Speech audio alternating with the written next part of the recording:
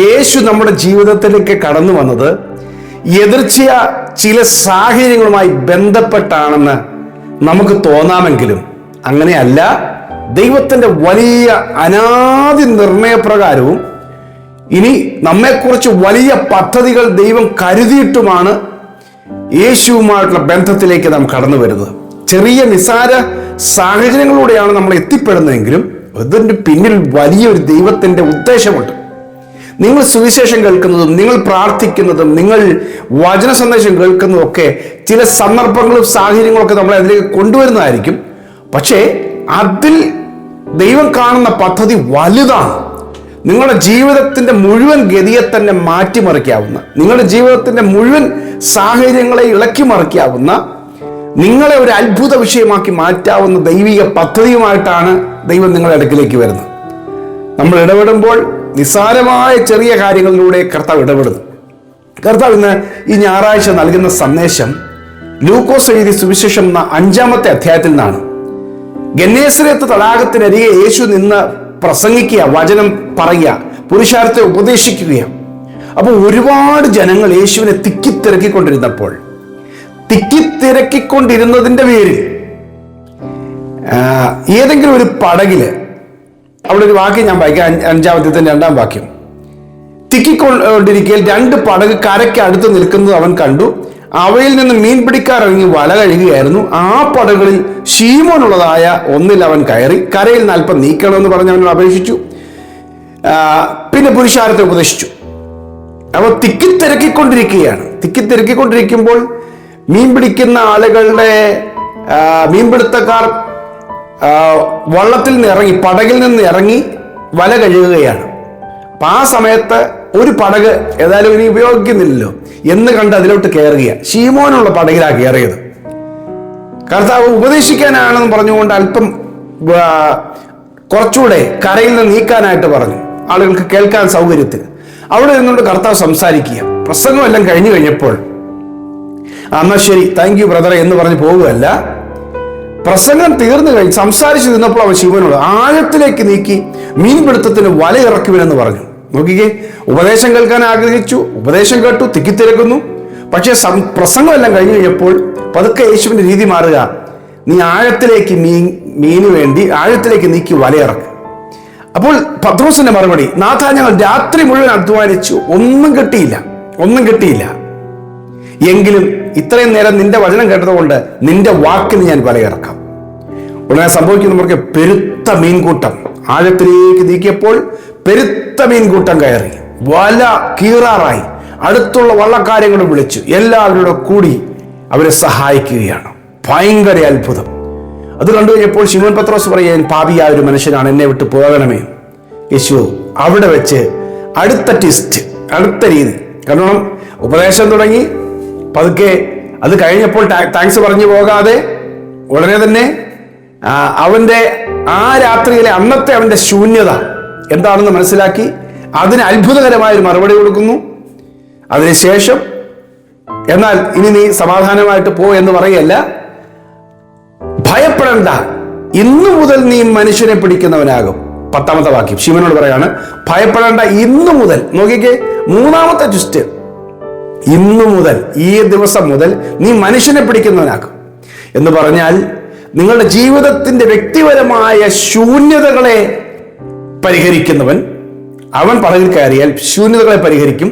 രണ്ടാമത്, നിങ്ങളുടെ ജീവിതത്തിൽ നിങ്ങൾ ഒരിക്കലും പ്രതീക്ഷിക്കാത്ത, നിങ്ങൾ ഒരിക്കലും ചിന്തിക്കാത്ത ഒരു വലിയ പദവിയിലേക്ക്, ഒരു വലിയ അംഗീകാരത്തിലേക്ക് ദൈവം നിങ്ങളെ തിരിക്കും. അത് ദൈവത്തിന്റെ വലിയ നിർണയമാണ്.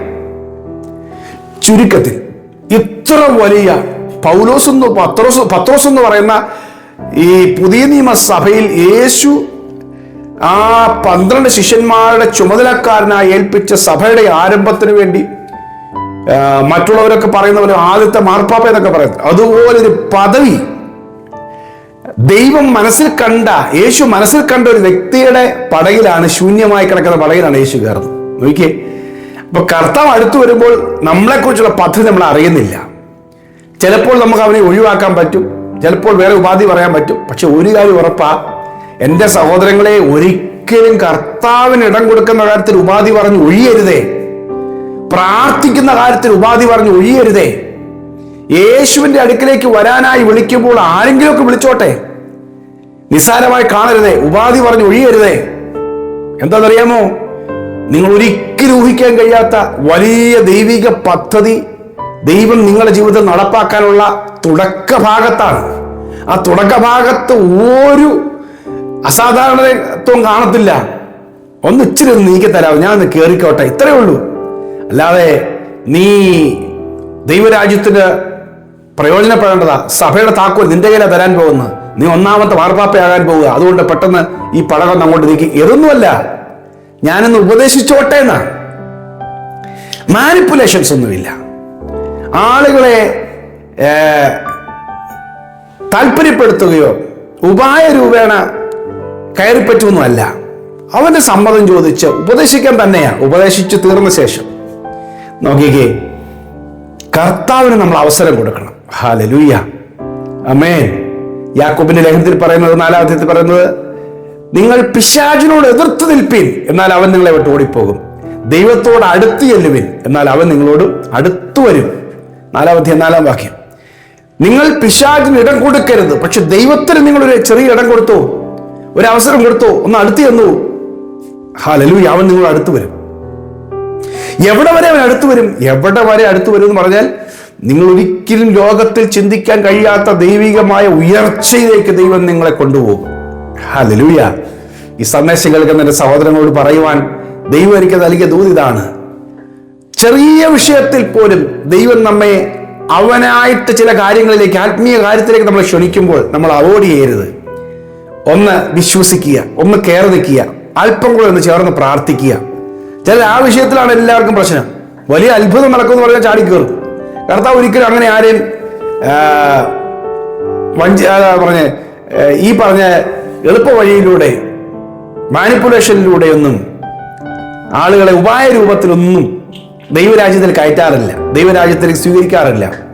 അവരുടെ പൂർണ്ണ സമ്മതം, അതിനുവേണ്ടി പ്രത്യേകിച്ച് അത്ഭുതം കാണിക്കാറുമില്ല.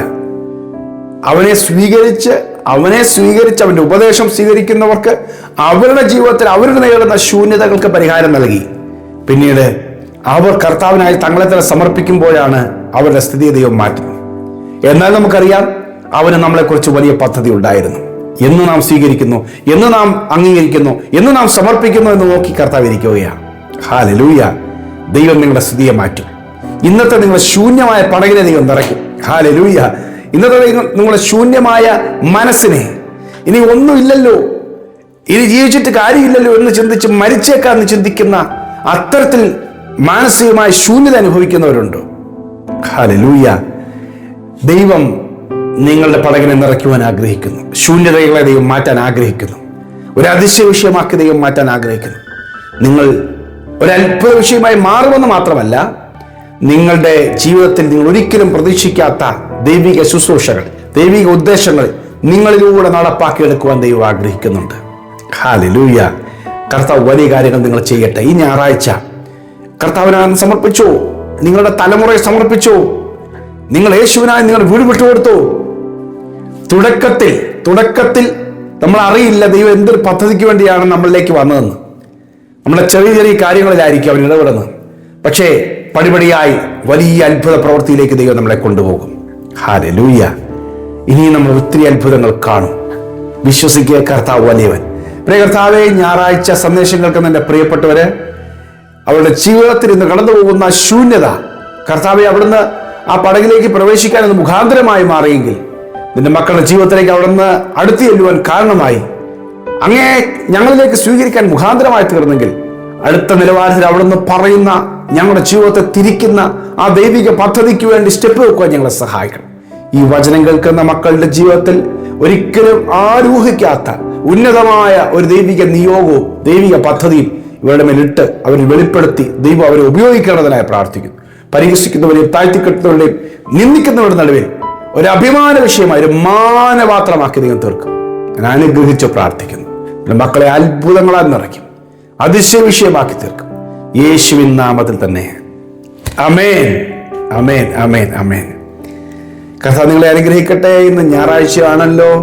രാത്രിയിൽ ഓൺലൈൻ വർഷിപ്പ് ഉണ്ട്. നിങ്ങൾ ജോയിൻ ചെയ്യണം. രാത്രി 9:30 മുതൽ 10:30 വരെയുള്ള സമയം നിങ്ങൾ ഇന്ന് രാത്രി ജോയിൻ ചെയ്യണം. അതിൻ്റെ ലിങ്കും പാസ്വേഡൊക്കെ നിങ്ങൾക്ക് യൂട്യൂബ് ചാനൽ ഡിസ്ക്രിപ്ഷനിലുണ്ട്. നിങ്ങൾക്ക് അതിലൂടെ കയറാം, അല്ലെങ്കിൽ നിങ്ങൾക്ക് നമ്പറിലോട്ട് മെസ്സേജ് അയച്ചാൽ കിട്ടും. God bless you. Have A very blessed Sunday.